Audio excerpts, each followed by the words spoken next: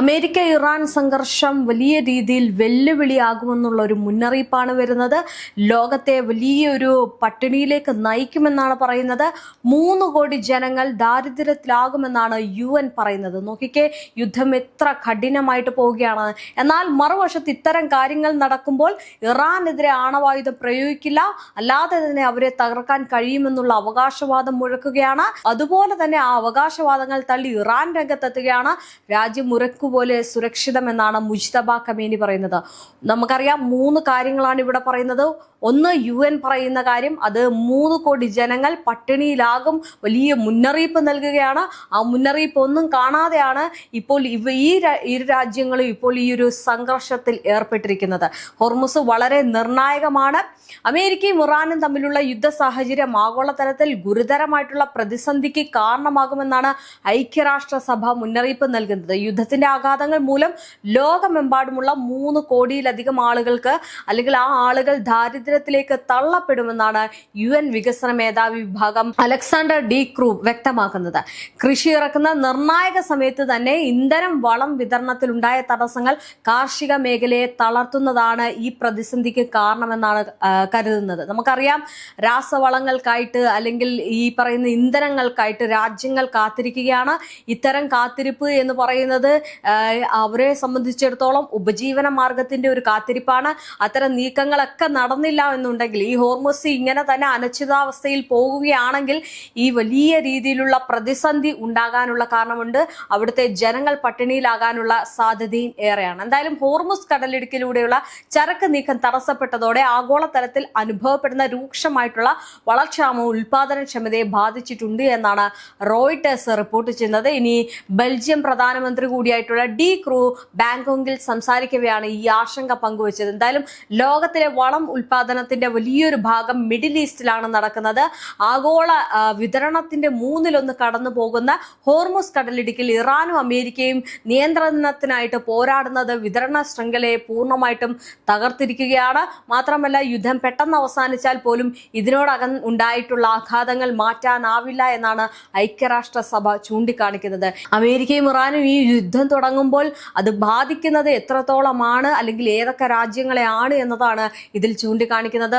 3 കോടി ജനങ്ങൾ പട്ടിണിയിലാകുമെന്ന് പറയുന്നത് തന്നെ വലിയൊരു കാര്യമാണ്. ഒന്ന് ആലോചിച്ച് നോക്കിക്കേ, ഈ ഒരു യുദ്ധം കാരണം, അമേരിക്കയുടെ പിടിവാശി കാരണം അല്ലെങ്കിൽ അമേരിക്കയുടെ പൊള്ളത്തരവും ചതിയും കാരണം ഇന്ന് എത്രത്തോളം ജനങ്ങൾ കഷ്ടപ്പെടുന്നു എന്നുള്ളത്. എന്തായാലും ഏതാനും മാസങ്ങൾക്കുള്ളിൽ ഭക്ഷ്യക്ഷാമം അതിന്റെ പരമാവധിയിൽ എത്തുമെന്നാണ് പറയുന്നത്. ഊർജ്ജക്ഷാമം വരും, വിദേശത്ത് നിന്നുള്ള പണമയക്കലിലെ കുറവ് എന്നിവ പ്രതിസന്ധിയുടെ ആഴം വർദ്ധിപ്പിക്കുകയും ചെയ്യും. നിലവിൽ തന്നെ ആഗോള GDPയുടെ 0.5% മുതൽ 0.8% വരെ ഈ ഒരു സംഘർഷം മൂലം ഇല്ലാതായി കഴിഞ്ഞു എന്നാണ് വെളിപ്പെടുത്തുന്നത്. ഭക്ഷ്യവസ്തുക്കളുടെ വില കുതിച്ചുയരുന്നത് ലോകത്തിലെ ഏറ്റവും ദുർബലരായിട്ടുള്ള ജനവിഭാഗങ്ങളെയാകും ഏറ്റവും കൂടുതൽ ബാധിക്കുകയെന്ന് ലോക് ബാങ്ക്, അന്താരാഷ്ട്ര നാണയനിധി, വേൾഡ് ഫുഡ് പ്രോഗ്രാം എന്നിവയും മുന്നറിയിപ്പ് നൽകുകയാണ്. ഒന്ന് ആലോചിച്ച് നോക്കിക്കേ, യുദ്ധം അത്ര കഠിനമായിട്ട് പോവുകയാണ്. ഇറാനെ തകർക്കാൻ നോക്കിയ അമേരിക്കയ്ക്ക് ഇറാൻ കാണിച്ചു കൊടുക്കുന്ന കാര്യങ്ങളാണ്. ഇന്ന് ഈ ഒരു സംഭവം ഉണ്ടാകാൻ കാരണം അല്ലെങ്കിൽ ഈ പട്ടിണിയിലേക്ക് പോകാൻ കാരണക്കാരൻ ആരാണെന്ന് ചോദിച്ചാൽ അത് അമേരിക്കയാണെന്ന് പറയേണ്ടി വരും.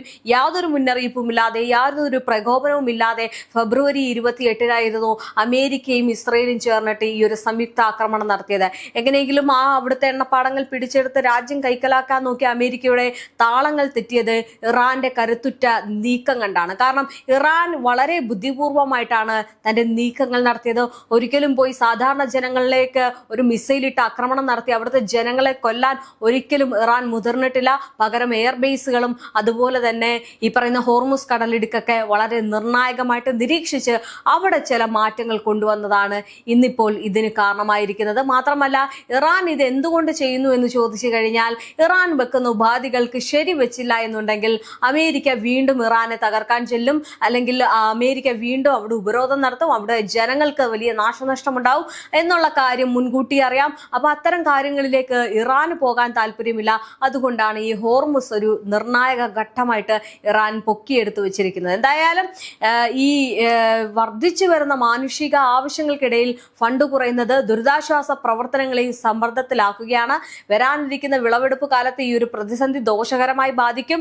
മാത്രമല്ല, വലിയ രീതിയിലുള്ള പ്രതിസന്ധി ഉണ്ടാകും. എന്തായാലും യുദ്ധം അതികഠിനമായിട്ട് മുന്നോട്ട് പോവുകയാണ്. ഇറാനുമായിട്ടുള്ള യുദ്ധത്തെ ആണവായുധ സംഘർഷമാക്കി മാറ്റില്ല എന്ന് US പ്രസിഡന്റ് ഡൊണാൾഡ് ട്രംപ് പറയുകയാണ്. എന്നാൽ ഇറാന് അമേരിക്കയുമായിട്ടുള്ള സമാധാന കരാറിൽ എത്തിച്ചേരാനുള്ള സമയം കടന്നുപോയിക്കൊണ്ടിരിക്കുകയാണ് എന്നും മുന്നറിയിപ്പ് നൽകുകയാണ്. ഒന്ന് ആലോചിച്ച് നോക്കിക്കേ, ഇത്രയും പ്രശ്നങ്ങൾ നടക്കുന്നു, ഇത്രയും മുന്നറിയിപ്പുകൾ വരുന്നു, ജനങ്ങൾ പട്ടിണിയിലാകുമെന്ന് പറയുമ്പോൾ പോലും അവിടെ ആ ജനങ്ങളെ മനസ്സിലാക്കാനോ അല്ലെങ്കിൽ ആ ജനങ്ങളുടെ അവസ്ഥ എന്താണെന്ന് പോലും അറിയാൻ വയ്യാത്തൊരു നിലയിലേക്ക് ട്രംപ് മാറിയിരിക്കുന്നു. എന്തിനേറെ പറയുന്നു, അമേരിക്കയിലെ സ്വന്തം ജനങ്ങൾക്ക് എന്തെങ്കിലും പ്രശ്നം വന്നാൽ ട്രംപ് ഇടപെടില്ല, അവിടുത്തെ സൈനികർ മരിച്ച് അത് റിപ്പോർട്ട് ചെയ്യില്ല, ആ പേരുകൾ മായ്ച്ച് അങ്ങനെ ഒരാൾ ജീവിച്ചിരിപ്പില്ല എന്ന് പോലും തെളിയിക്കാൻ കഴിയുന്ന അല്ലെങ്കിൽ അത്തരം കഠിന ഹൃദയനായിട്ടുള്ള ഒരാളാണ് ട്രംപ് എന്ന് പറയുന്നത്. അത്രയും ക്രൂര കാര്യങ്ങളാണ് ചെയ്യുന്നത്. എന്തായാലും അമേരിക്കയുടെ മൂന്നാമത്തെ വിമാനവാഹിനി കപ്പൽ USS ജെറാൾഡ് HW ബുഷ് പശ്ചിമേഷ്യയിൽ എത്തിയതോടെ വീണ്ടും സംഘർഷം ഉണ്ടാകുമോ എന്നാണ് നോക്കിക്കാണുന്നത്. ആണവായുധങ്ങൾ വിന്യസിക്കാൻ യാതൊരു പദ്ധതിയുമില്ല എന്ന് വൈറ്റ് ഹൗസിൽ നിന്ന് മാധ്യമങ്ങളോട് പ്രതികരിക്കെ ട്രംപ് പറഞ്ഞിട്ടുണ്ട്. പരമ്പരാഗത ആയുധങ്ങൾ ഉപയോഗിച്ചുകൊണ്ടുള്ള ആക്രമണത്താൽ ഇതിനോടകം തന്നെ ഇറാനെ തകർത്തു കളയുമെന്നാണ് ട്രംപ് അവകാശപ്പെടുന്നത്.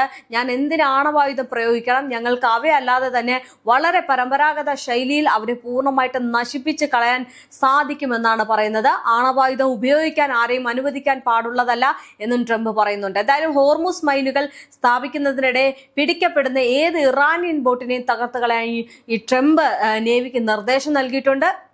അപ്പോൾ അങ്ങനെയാണ് കാര്യങ്ങൾ പോകുന്നത്. ഈ കാര്യങ്ങൾ ഇങ്ങനെ തന്നെ പോവുകയാണെങ്കിൽ ഞാൻ നേരത്തെ മുൻകൂട്ടി പറഞ്ഞതുപോലെ തന്നെ നേരത്തെ ഈ ഐക്യരാഷ്ട്രസഭ നൽകിയിരിക്കുന്ന മുന്നറിയിപ്പ് വലിയ രീതിയിലുള്ള ഗൗരവമായിട്ടുള്ള കാര്യമായിട്ട് മാറും. ഈ 3 കോടി ജനങ്ങൾ പട്ടിണി കിടക്കും എന്ന് പറയുന്ന നിസ്സാര കാര്യമല്ല. ഒന്ന് ആലോചിച്ചു നോക്കൂ, എത്രത്തോളമാണ് ഈ യുദ്ധം മറ്റു രാജ്യങ്ങളെയും ജനങ്ങളെയും ബാധിക്കുന്നത് എന്നത്. എന്തായാലും ഈ ട്രംപ് ഇത്തരം കാര്യങ്ങളും നിലപാടുമായിട്ട് ഹോർമുസിൽ നിലയുറപ്പിച്ച് മുന്നോട്ട് പോകുമ്പോൾ ഇറാൻ ഒട്ടും പിന്നിലല്ല. സമാധാന കരാറിൽ ഏർപ്പെടാൻ ഇറാനുമായിട്ടുള്ള സമയം പോയിക്കൊണ്ടിരിക്കുകയാണെന്ന് ട്രംപ് പറയുമ്പോഴും ഇറാൻ തന്റെ സൈന്യത്തെ സജ്ജമാക്കുകയാണ്. സ്വന്തം സാമൂഹിക മാധ്യമമായിട്ടുള്ള ട്രൂത്ത് സോഷ്യലിലാണ് ഈ ട്രംപ് ഇക്കാര്യം പങ്കുവച്ചിരിക്കുന്നത്. എനിക്ക് ഇഷ്ടം പോലെ സമയമുണ്ട്, എന്നാൽ ഇറാൻ അതില്ല, സമയം കടന്നുപോയിക്കൊണ്ടിരിക്കുകയാണെന്നാണ് ട്രംപ് പറയുന്നത്. ഇറാന്റെ സൈന്യം നശിച്ചു കഴിഞ്ഞിരിക്കുകയാണ്, അവർ ഇപ്പോൾ നമുക്കൊപ്പമില്ല, ഉപരോധം അതിശക്തമാണ്, അത് ഇനിയും വഷളാവുകയുള്ളൂ എന്നാണ് ട്രംപ് പറയുന്നത്. എന്നാൽ ഇതിനെല്ലാം ഇല്ലെങ്കിൽ ട്രംപിന്റെ ഈ വാദങ്ങളെ പൊളിച്ചടുക്കിക്കൊണ്ട് ഇറാൻ രംഗത്തെത്തുകയാണ്. ഇറാൻ നേതൃത്വത്തിനുള്ളിൽ ഭിന്നതയുണ്ടെന്ന് അമേരിക്കൻ പ്രസിഡന്റ് ഡൊണാൾഡ് ട്രംപിന്റെ അവകാശവാദങ്ങളാണ് ആദ്യമേ ഇറാൻ തള്ളിക്കളഞ്ഞത്. മാത്രമല്ല ഇത് പറഞ്ഞിരിക്കുന്നത് ഈ പറയുന്ന അയത്തുള്ള അലി ഖമേനിയുടെ മകൻ മുജ്തബ ഖമേനിയാണ്. അത് പറഞ്ഞുകൊണ്ട് രംഗത്തെത്തുകയും ചെയ്തു. എന്തായാലും രാജ്യത്ത് നിലനിൽക്കുന്ന ശക്തമായിട്ടുള്ള ഐക്യം ശത്രുക്കളുടെ കണക്കുകൂട്ടലുകൾ തെറ്റിച്ചുവെന്നും ജനങ്ങളുടെ മനസ്സിനെ ലക്ഷ്യം വെച്ചുകൊണ്ടുള്ള ശത്രുവിന്റെ മാധ്യമ യുദ്ധം പരാജയപ്പെട്ടുമെന്നാണ് അദ്ദേഹം പറഞ്ഞിരിക്കുന്നത്. ഇനി അമേരിക്ക ഇസ്രായേൽ ആക്രമണത്തിന് ശേഷം ആദ്യമായിട്ടാണ് മുജ്തബ ഇത്തരം ഒരു സന്ദേശം പുറത്തുവിടുന്നത്. ഇതെല്ലാം നടക്കുമ്പോൾ ഇറാനിൽ തീവ്രവാദികളോ മതവാദികളോ ഉള്ള വേർതിരിവില്ല എന്നും എല്ലാവരും വിപ്ലവകാരികളായിട്ടുള്ള ഇറാനികളാണെന്നും പ്രസിഡന്റ് മസൂദ് പെസഷ്കിയാൻ വ്യക്തമാക്കിയിട്ടുണ്ട്. നേതൃത്വത്തിൽ വിള്ളലുണ്ടെന്ന വാദങ്ങൾ അടിസ്ഥാനരഹിതമാണെന്നും ഒരു ദൈവത്തിലും ഒരു നേതാവിനും വിശ്വസിക്കുന്ന ഉരുക്കുതുല്യമായിട്ടുള്ള ഐക്യതയിലൂടെ ആക്രമണകാരികളെ ഖേദിപ്പിക്കാൻ ഇറാന് സാധിക്കുമെന്നാണ് പറയുന്നത്. ഇനി ഇറാൻ തളർന്നിട്ടില്ല, ഇറാൻ കരുത്തുറ്റൊരു രാജ്യമാണ്, ഞങ്ങൾ പോരാടും, ഞങ്ങളെ ആർക്കും തകർക്കാൻ കഴിയില്ല എന്നാണ് ഇറാൻ പറയുന്നത്. എന്തായാലും ഭരണകൂടവും ജനങ്ങളും ഒറ്റക്കെട്ടായിട്ട് നിലകൊള്ളുന്ന രാജ്യമാണ് അതെന്നും ഇറാൻ ആവർത്തിച്ച് പറയുകയാണ്. എന്തായാലും ഇത്തരം കരുത്ത് കാട്ടി ഇറാൻ രംഗത്തെത്തുന്നത് രാജ്യത്തെ വളരെയധികം ഭീതിപ്പെടുത്തുന്ന ഒരു രീതിയിലേക്ക് കൊണ്ടുപോകുന്നുണ്ട്. അതായത് അമേരിക്ക പൊള്ളയാളുള്ള പ്രസ്താവനകൾ ഇറക്കുമ്പോഴും അത് നിഷേധിച്ചുകൊണ്ടാണ് ഇറാൻ രംഗത്തെത്തുന്നത്. ഇനി പശ്ചിമേഷ്യൻ മണ്ണിൽ നിന്ന് വീണ്ടും യുദ്ധകാഹളം മുഴക്കുന്ന ഒരു സാഹചര്യമാണ് മൂന്നാമത്തെ കപ്പൽ വന്നതോടുകൂടി കാണാൻ സാധിക്കുന്നത്. എന്തായാലും ഈ കഥ മാറാൻ പോവുകയാണ്. വെടിനിർത്തൽ കരാറിന്റെ അവസാന നിമിഷങ്ങളിൽ പോലും നമ്മൾ കണ്ടതാണ് ട്രംപിന്റെ നിലപാട് എന്ന് പറയുന്നത്. എന്തായാലും ലോകരാജ്യങ്ങളെ ഞെട്ടിക്കുന്ന ഒരു വൻ നീക്കത്തിന് ഇറാൻ തയ്യാറെടുക്കുന്നു എന്നുള്ള വിവരമാണ് ഇപ്പോൾ പുറത്തു വരുന്നത്. എന്തായാലും മുൻപ് നടന്ന പോരാട്ടങ്ങൾ പോലെ ആകില്ല ഇത്, ശത്രുക്കൾക്കായിട്ട് ഞങ്ങൾ സർപ്രൈസുകൾ കരുതി വെച്ചിട്ടുണ്ട് എന്നാണ് ഇറാന്റെ ഔദ്യോഗിക വാർത്താ ഏജൻസി ആയിട്ടുള്ള തസ്നീം റിപ്പോർട്ട് ചെയ്യുന്നത്. എന്തായാലും ആ ഒരു റിപ്പോർട്ട് എന്ന് പറയുന്നത് ഒരു മുന്നറിയിപ്പല്ല, മറിച്ച് വരാനിരിക്കുന്ന ഒരു വലിയ കൊടുങ്കാറ്റിന്റെ സൂചനയാണെന്നാണ് സൂചിപ്പിക്കുന്നത്. തസ്നീം ന്യൂസ് ഏജൻസി പുറത്തുവിട്ട ഒരു റിപ്പോർട്ട് ഇങ്ങനെയാണ്. അതായത് ഈ 2 ആഴ്ച നീണ്ടുനിന്ന വെടിനിർത്തൽ കാലയളവ് അവസാനിക്കാനിരിക്കെ പുതിയ സമാധാന ചർച്ചകൾക്ക് പ്രതീക്ഷകൾ ക്ഷയിച്ചിരിക്കുകയാണെന്ന് പറഞ്ഞിരുന്നു. പ്രത്യേകിച്ച് അമേരിക്ക പ്രഖ്യാപിച്ച നാവിക ഉപരോധ നീക്കങ്ങളും അമേരിക്ക മുന്നോട്ട് വെച്ചതായിട്ട് പറയപ്പെടുന്ന കടുത്ത നിബന്ധനകളും ചർച്ചാ സാധ്യതകളെ തന്നെ ബാധിച്ചുവെന്നാണ് വിലയിരുത്തൽ. തന്ത്രപരമായിട്ടുള്ള പരിഹാരത്തിന് വാതിൽ തുറക്കുന്നുവെങ്കിലും സമ്മർദ്ദത്തിലൂടെയോ നിർബന്ധത്തിലൂടെയോ ഒരു ധാരണ അംഗീകരിക്കില്ല എന്ന നിലപാടിലാണ് ഇറാൻ തുടരുന്നത് എന്നാണ് റിപ്പോർട്ട് ചൂണ്ടിക്കാണിക്കുന്നത്. ഇറാൻ സൈനികമായിട്ട് വളരെ ഗൗരവത്തോടെ തന്നെയാണ് പുതിയ സാഹചര്യം കാണുന്നത്. അതാണ് ഈ ന്യൂസ് ഏജൻസികൾ പറയുന്നത്. ഇനി കഴിഞ്ഞ 2 ആഴ്ചയായിട്ട് വിവിധ സൈനിക വിന്യാസങ്ങളും പ്രതിരോധ സംവിധാനങ്ങളും പുനഃക്രമീകരണവും നടന്നു വരുന്നതായിട്ടും പുതുക്കിയ ലക്ഷ്യപട്ടികകൾ തയ്യാറാക്കിയതായിട്ടും റിപ്പോർട്ടിൽ പറയുന്നുണ്ട്. ഇനി സാധ്യതയുള്ള പുതിയ ഏറ്റുമുട്ടൽ ആരംഭിക്കുന്ന നിമിഷം മുതൽ തന്നെ അമേരിക്കൻ ഇസ്രായേൽ താല്പര്യങ്ങൾക്ക് ശക്തമായിട്ടുള്ള തിരിച്ചടി നൽകാൻ കഴിയുന്ന തരത്തിലാണ് നീക്കങ്ങൾ എന്നാണ് ഇറാൻ പറയുന്നത്. എന്തായാലും ചുരുക്കത്തിൽ വരാനിരിക്കുന്ന ദിവസങ്ങൾ പശ്ചിമേഷ്യയുടെ ഭാവി മാത്രമല്ല ലോകക്രമത്തിന്റെ തന്നെ ദിശ നിർണ്ണയിക്കുന്ന കാലഘട്ടമായിരിക്കും. ഞാൻ നേരത്തെ പറഞ്ഞതുപോലെ തന്നെ യുഎന്റെ അല്ലെങ്കിൽ ഈ ഐക്യരാഷ്ട്ര സഭയുടെ ഒരു മുന്നറിയിപ്പ് എന്ന് പറയുന്നത് അതീവ ഗൗരവമാണ്. ജനങ്ങൾ പട്ടിണി കടക്കും, വലിയ രീതിയിലുള്ള നാശനഷ്ടങ്ങൾ ഉണ്ടാകും എന്നുള്ളതിൽ യാതൊരു തരത്തിലുള്ള വിട്ടുവീഴ്ചയും ഇല്ലാതെ അമേരിക്ക ഇങ്ങനെ തുടരുകയാണെങ്കിൽ ഇത് സംഭവിക്കും. എന്തായാലും നയതന്ത്രത്തിന്റെ വാതിലുകൾ ഇനി പൂർണ്ണമായിട്ടും അടഞ്ഞിട്ടില്ല എങ്കിലും യുദ്ധസജ്ജമായിട്ട് നിൽക്കുന്ന ഈ സൈന്യങ്ങളും മാറുന്ന യുദ്ധതന്ത്രങ്ങളും ലോകത്തെ ആശങ്കയുടെ നിഴലിൽ അലയ്ക്കുകയാണ്. സമാധാനത്തിനായുള്ള അന്താരാഷ്ട്ര ശ്രമങ്ങൾ വിജയിക്കുമോ അതോ പുതിയ ആശ്ചര്യങ്ങൾ ലോകം കാണാനിരിക്കുന്ന ഒരു വലിയ ദുരന്തത്തിന്റെ തുടക്കമാകുമോ എന്നും ഈ നമുക്ക് കാത്തിരുന്ന് കാണാവുന്നതാണ്. എന്തായാലും ഈ ഒരു മുന്നറിയിപ്പ് എന്ന് പറയുന്നത് അതീവ ഗൗരവമാണ്. ഹോർമുസ് ഇങ്ങനെ നിശ്ചലമായി കിടക്കുകയാണെങ്കിൽ അത് ലോകത്തിനെ വലിയ രീതിയിലുള്ള ഒരു പ്രതിസന്ധിയിലേക്ക് നയിക്കും എന്നതിൽ സംശയമില്ല.